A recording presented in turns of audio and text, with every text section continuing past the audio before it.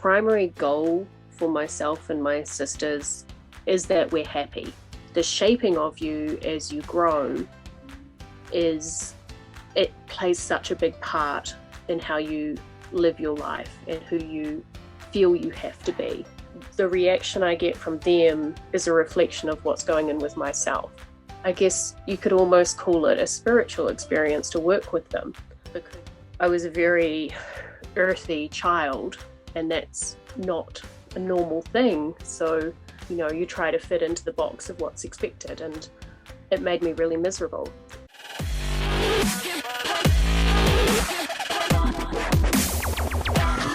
For the future generation, we are going to do a big deal of favor. I have traveled to more than 20 countries across 4 continents in the world. Hello everybody, welcome to SWOW series, the strongest women of the world, a global talk show where we celebrate strength and achievements of women from all over the world. Women are achieving extraordinary feats in everything that they choose to pursue. It is time to bring such inspirational stories out in the world so that many more women and girls will choose to find their strength and achieve whatever they wish. Simply put, this show brings the best women in the world to inspire the rest of the women in the world. Bear in mind, this entire show is non-scripted, simply heart to heart. Today's guest is one of the most interesting person from New Zealand who has true passion for life. She worked for world's #1 legendary coach Tony Robbins for over 3 years, traveling all over the world. Later quit to follow her other passion, horses. She planned to travel to Canada for a summer experience, later made it her new home. She created a life in such a unique way, combining everything that she loves in her daily life: horsemanship, helping people to live their life, and also helping them to connect to their soul. Help me to welcome Bryher Williams, a true New Zealander with a restless soul. Hi Bryher, how are you doing? Hi, how are you doing? I'm good, thank you. Wonderful. Thank you so much to you as well for taking time to be part of this show. So I just want to ask, right, this is such an exciting, way to look from all the way New Zealand to Canada and Tony Robbins. Can you please share what is the kind of journey that you had and what kind of, thought process you went through? I don't know if there was a thought process. I studied agriculture back home in New Zealand. I grew up on a dairy farm. So after university, I went out and worked on sheep and beef stations in the high country and loved the land and the animals and all that kind of stuff, teams of working dogs, horses, everything like that. And unlike the typical path for a Kiwi, when we finish university, we typically go on an OE experience, which is a year or 3 or 4 that people go off overseas, and typically to Europe, sometimes America and Canada or Asia, and travel and kind of sow their wild oats and get all the stuff out of their systems before they come home and go back into normal life. And I kind of did the reverse. I stayed in New Zealand until I was 27, I believe it was, and then went to Australia for 6 months and worked on a big station in Western Australia where we harvested crops, and I worked with the sheep and I cooked for the guys. So pretty crazy location, in the middle of nowhere, that big red country. And I came home with the intention of leaving right away to go to Canada. And it turned out that while I was away, my mother had been diagnosed with colon cancer. So I actually put the travel on hold. She would not let my family tell me that she was sick while I was away because she didn't want me to cut the trip short.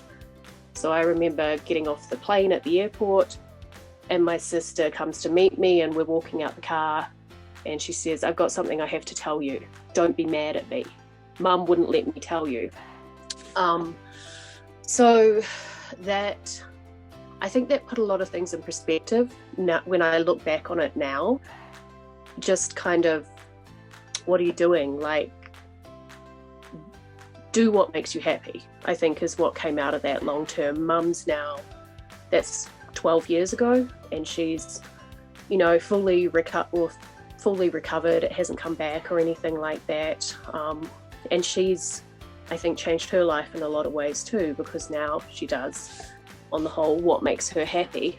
And when you have something like that happen to someone close to you, it kind of makes you go, well, what's the point in scurrying around trying to fulfill all these, I don't know, markers on a pole that you think you have to meet in life, when there's so much more to it than that. So after Mum got the all clear, I came to Canada, and it was supposed to just be for a summer, and that was 2010, and now it's summer of 2021, and I have Canadian residency.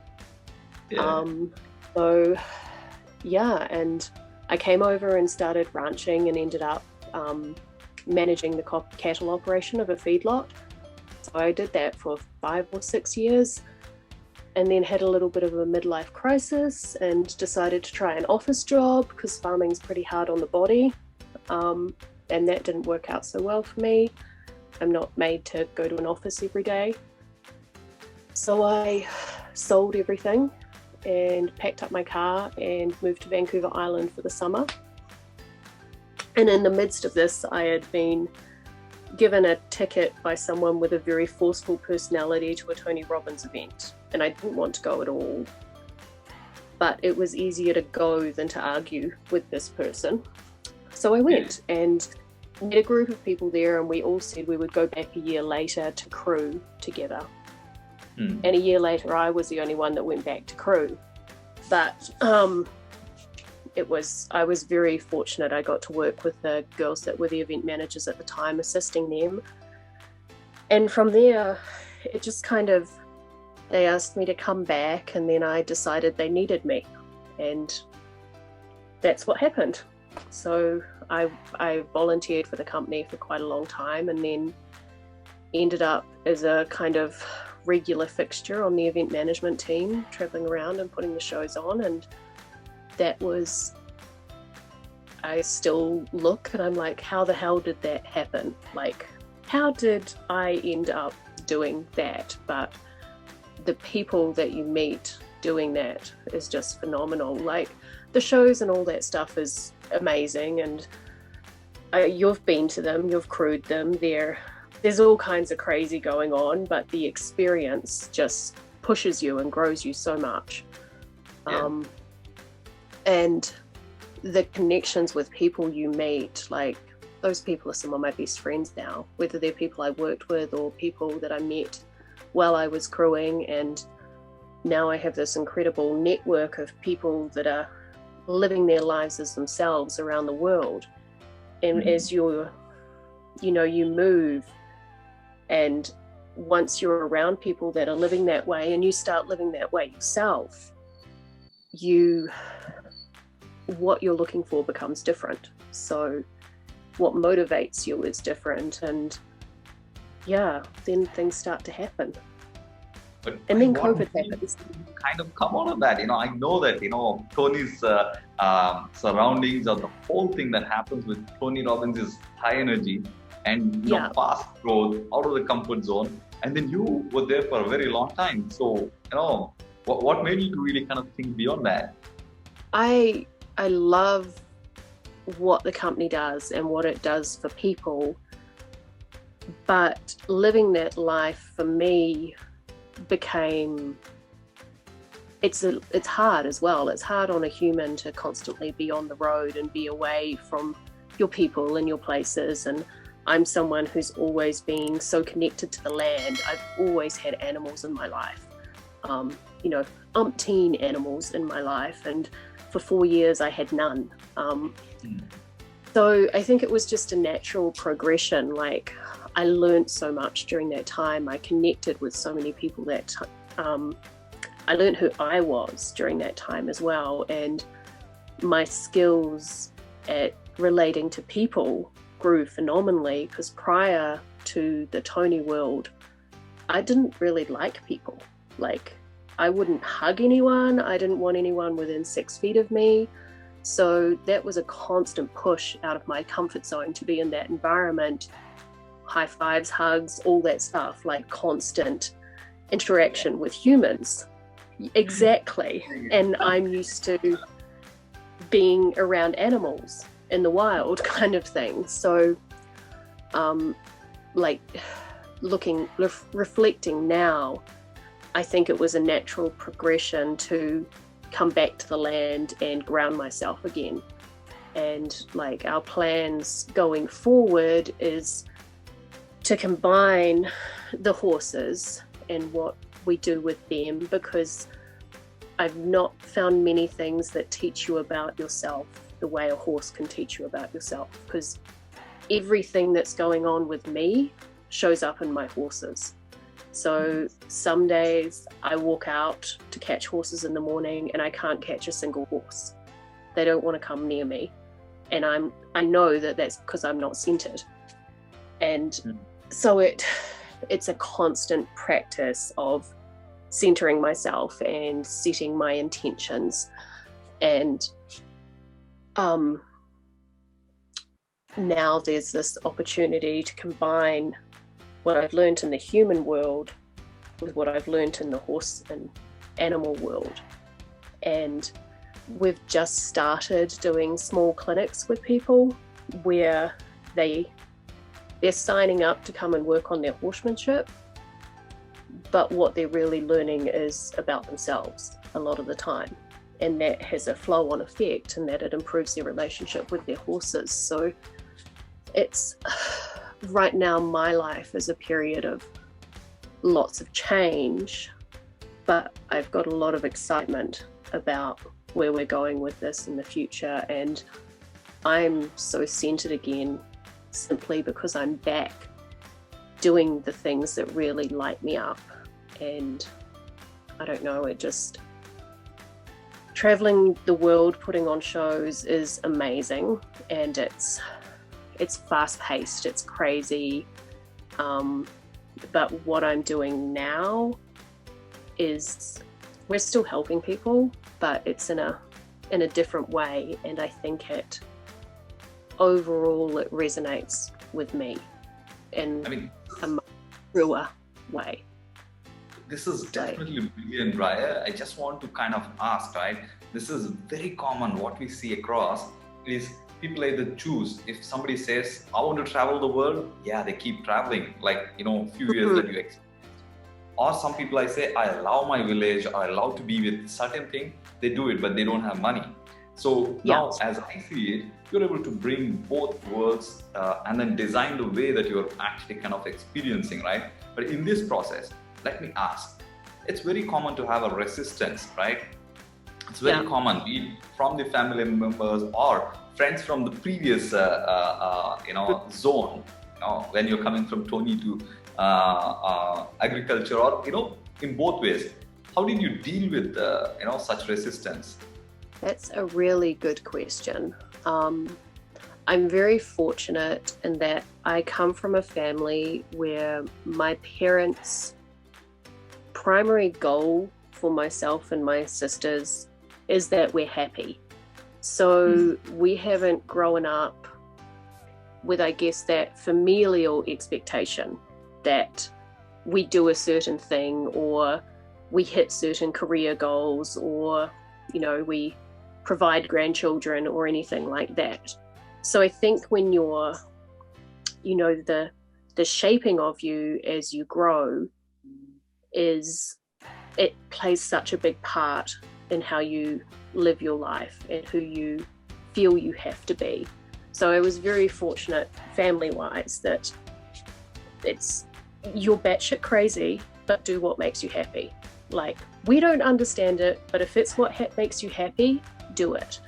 And then in terms of friends and, colleagues from work, people have just, on the whole, always accepted that this is who I am. I think I spent a lot of time when I was young trying to fit into a box, and it made me really miserable. And I was fortunate that I realized this when I was younger, because I kind of hit that I don't give a fuck point a lot sooner than most people would. I think most of us, by the time we get to our 30s, we're like, all this other shit doesn't matter, I'm going to live as myself. But I hit that a little bit earlier because I tried so hard to fit. I was a very earthy child, and that's not a normal thing. So you try to fit into the box of what's expected, and it made me really miserable. So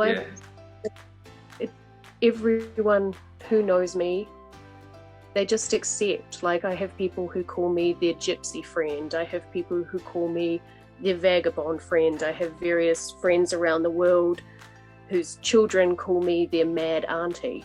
And I'm okay with that. Like, I think you're really making a very important point here, actually. yeah, I mean, like, whatever they call is, it's their impression and their opinion. But you do what you really love, or probably now you made it even one more level up, saying that you do what makes you happy. The rest of the opinions are somebody else's. Yeah, I try to live my life personally by 3 simple premises. And I've really been thinking about this lately, because I've had a lot showing up in my life where people have asked me, how do you do this and not get bogged down? Like, how do you not live in fear of where am I going to sleep tomorrow night, or where's the next dollar coming from, or whatever it might be. And I try to live my life with grace, with faith, and with love. And those 3 things. So when I start to spiral, because I'm human and we all do, that's just part of it. That's one of my personal checks. Like, is grace showing up right now? Well, no, it's not, because I'm feeling pretty bitter towards this person or this thing. So, or have I lost my faith? And faith, I don't look at it in a typical religious, definition of faith. Faith to me is just like an infallible belief that things will turn out as they should. It's not for me to control. And then love is the simplest thing in the world. Like, who are we if we don't live with love? That's just that, so I take time every morning to think through those 3 things, and where's grace showing up in my life right now? Where's faith showing up? What are examples of love that I've seen today? And I think when you start to give yourself little rituals, and it's not hard and fast, it's not the same every day. I'm a person who doesn't do well with structure. If I'm put into a schedule, I get mad and I bust out of it. So I've learned not to do that myself.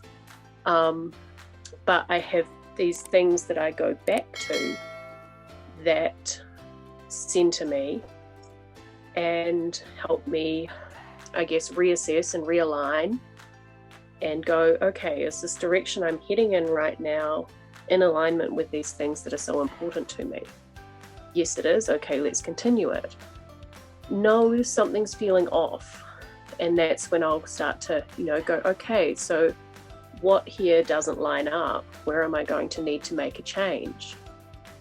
And when I live my life that way, it shows up through me. It shows up that I can go out and catch all the horses in the pen in the morning without anyone being like, I don't want to be near you today. And it shows up in the people around me as well, because I think when you're someone who lives by energy a lot, people come to depend on you as something of a rock. So if your energy's off, it can throw everyone around you off. And I've become very aware of that. So, and it just, I don't know, it motivates me to work more on finding my center and living through it. It's really important people find their center, and what I'm seeing in you is that uniqueness in first accepting yourself and following this clear structure on, asking yourself one everyday basis, and the second thing is every moment when there is something is, you seem to be off guard from what you're doing, and you ask yourself, so this is something like, people should have their own values, especially women, because as you said, especially as I see women get into the box quite faster. It could be because of the parents or maybe husband or kid. But you found your own way to, one, unbox yourself, two, also to center yourself so that it is a sustainable growth, as I'm seeing, in terms of even happiness. But let me ask this question, right? I understood the way that you actually manage the resistance, but when it comes to the kind of animals, they say they're true reflectors of our energy, because just now that you were talking, what kind of experience you get with the horses? Because it's one of the toughest thing to do is with the horses. So how do you actually kind of find the joy in training horses? They just make me happy. They make me light up. It's amazing that I've come back to this, because when I first worked with a coach 6 or 7 years ago now, she said to me, every time you talk about the horses, I hear your soul light up over the phone. And she said, I can't, it's like you're two different people. I don't know, they ground me. There's a very interesting lady that I've just started studying called Dr. Susan Fay, and she talks about setting intentions when you're working with your horse and sending a visual picture to your horse of what's going to happen. And that ties so much into a lot of what you learn with personal development of, setting your affirmations, of setting your vision, of seeing your vision, of stepping into your vision. And at the moment, I'm playing with kind of bringing those two sides of my life together. So when I go out in the morning to catch horses, say, and we have client horses in for training, we have quite a few that aren't particularly welcoming of being caught because of the experiences that they've had with humans. And when I go out there and I center myself beforehand and I set the intention, and I just, before I even pick up a halter rope to go and catch them, I go to the pen and I just kind of say, today's going to be a good day, where this is all going to work out. Being with me is a safe place, it's a good place to be. On those days, everything tends to go smoothly. But if I have a day that I haven't set myself up right, or something externally has come in and put me in what I call a wobble, there'll be days where I'm wobbly today, I can't catch the easiest horse in the pen, because their reaction is a reflection of what's going on with me internally. Like, a lot of times as humans, we need to say, oh, he's playing games with us when we're talking about our horses, or she hates me, or whatever it might be. And especially now that I'm back to constantly riding, because I've had the last 5 years, I've probably only spent 6 months of that time with regular riding, and now I'm back out there every day. They're not playing games with us. Like, scientifically, their brains don't work that way. But the reaction I get from them is a reflection of what's going on with myself. So I guess you could almost call it a spiritual experience to work with them, because you're finding center, or you're, depending on how because everybody has different ways they look at it. For me, I'm connecting with my gods when I'm doing that. Now, my gods might not be your gods, or they might be what other people call source or the universe. But when I hit that place with the horses, everything falls into alignment and life just goes, and then how fortunate am I that this is what I get to do every day. And not only that, but now combine the horses which fulfill me and share that with other people, so that they are learning about themselves and finding connection that they might not have had previously. And then Yeah. that growth, the way that shows up in their life, not just their life with their horse, but I think of some of the people that I've been with over the last 6 months, it's showing up in their relationships with their family, with their children, in their relationship with themselves especially. They're making peace with themselves, or they're being kind to themselves after years of running themselves down. And I'm watching these lives change, and it's incredible. And it's not really what I set out to do, but it's opened my eyes to how much more we can do, I guess.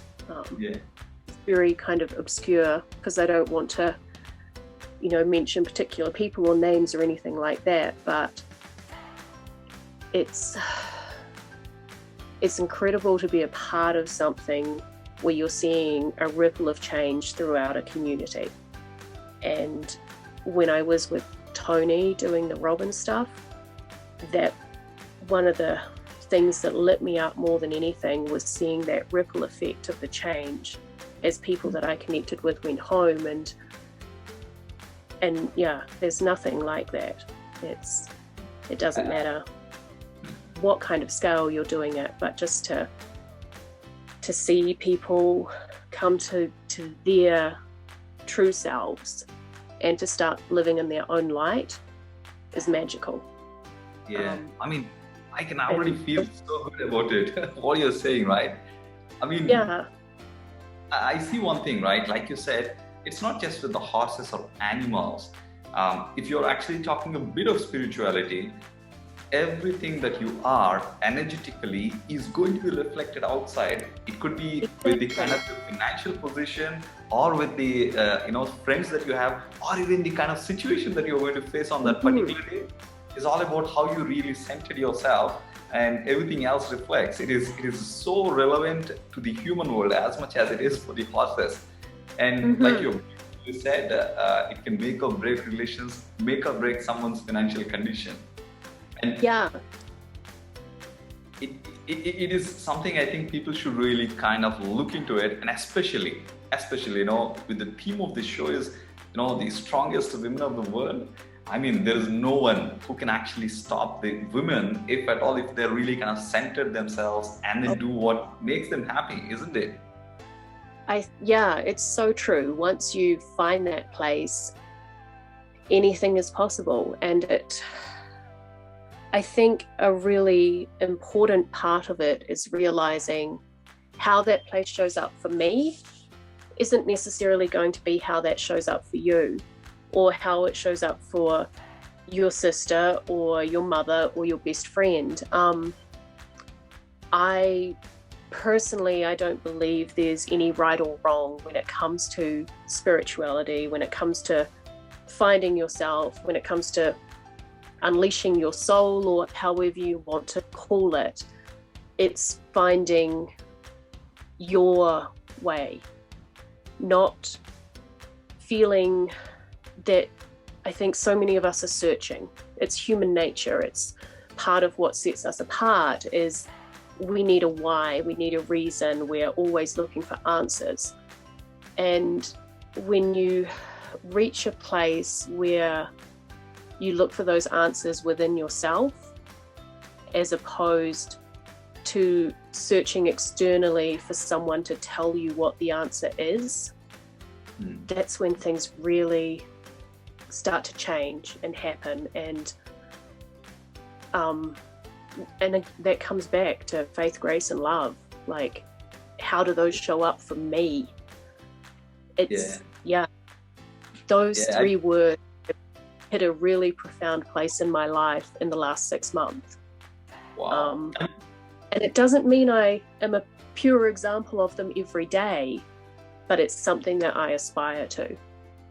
And it's something I use to check myself. So, and it is a continuous process for anyone, for that matter, right? There is nothing called perfection. And this is an important point that you made is, I think you need to find yourself. You need to find what makes you happy. You need to create a space around it so that you're able to express. But before we conclude this very interesting conversation, can you give an idea or a suggestion on where can it's not like many people have so many other constraints they created and made a box around them.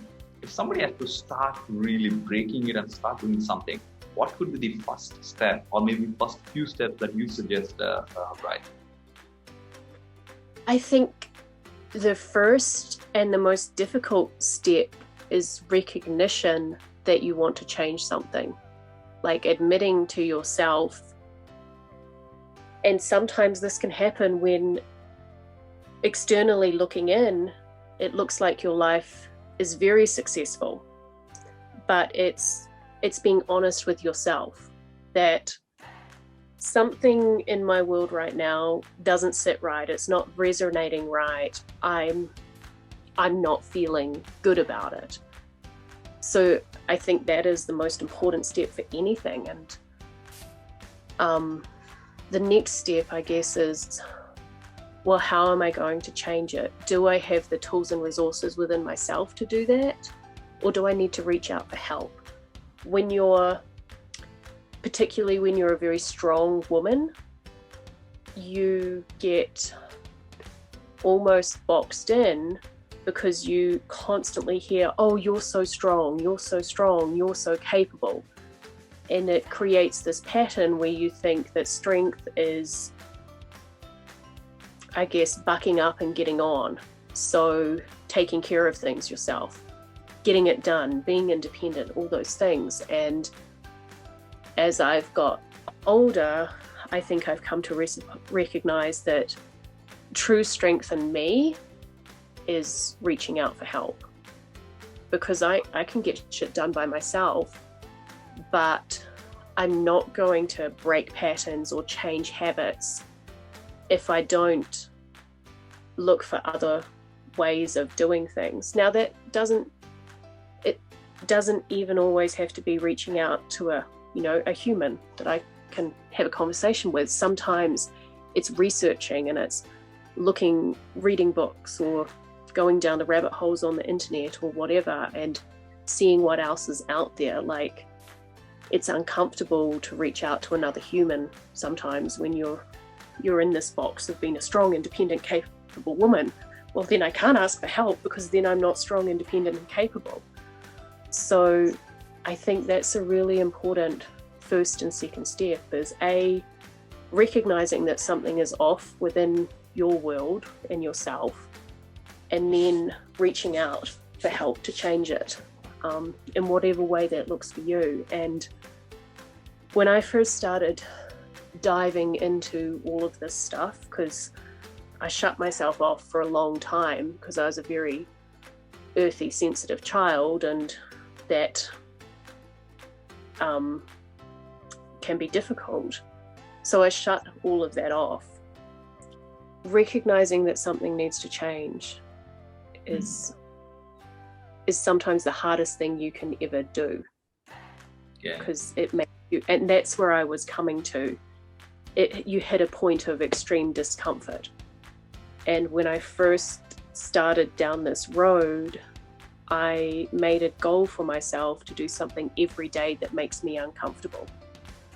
Because once you start embracing discomfort, then it starts to excite you. And like doing this interview is an example of that for me. I hate being on video with people. The idea of this going out there to the world absolutely terrifies me. But that was what made my decision to do it, because it made me so uncomfortable. So yeah, recognize that something needs to change, reach out for help, and get comfortable with being uncomfortable. Wow. So this is the $1 million message for all your audience. I can only say that, make sure to follow these steps. Most importantly, like what Bryher said, it has been proven time and again with almost most of the successful women and men out there. But it is up to you to first do that honest soul search, and then, approach to the help or whatever means it takes to change it. And third thing is, be comfortable with in the middle of the uncomfortable zone. So I want to say a big thanks to you, Bryher, for really sharing all your amazing experiences, traveling all over the world, beautiful experience with the horses, and you going out and helping people. So audience, if you have not yet really kind of, liked or subscribed, make sure to hit the like button and also subscribe and share with every single person out there where this message can make a difference in their life. But otherwise, I'll see you with another amazing woman from some part of the world next week. But till then, I would say, me and Bryher, we say thank you so much and bye-bye. Goodbye. Thank you.